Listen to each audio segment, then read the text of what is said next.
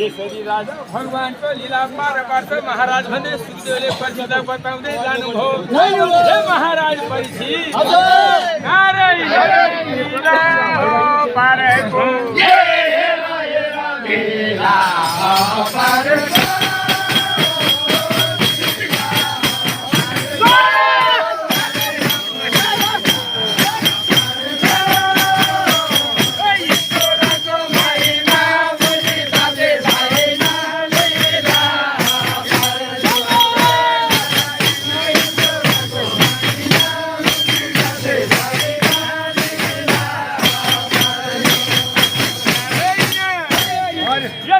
भगवानको लीला भनेको पार्छ महाराज भन्दै बताउँदै जानु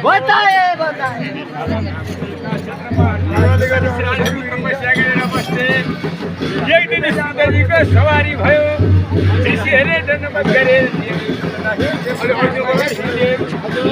भगवान गोलोक धाम छैन, धराधाम पृथ्वीमा किन आउनुहुन्छ? अहिले के लीला गर्नुभयो बताइदिनुहोस् भनेर ऋषिहरूले भन्दै गर्दा अनि स्वामी सिंहदेवले जाने सरस्वती नदीका किनार अट्ठाइसेर ऋषिराजहरूलाई लागे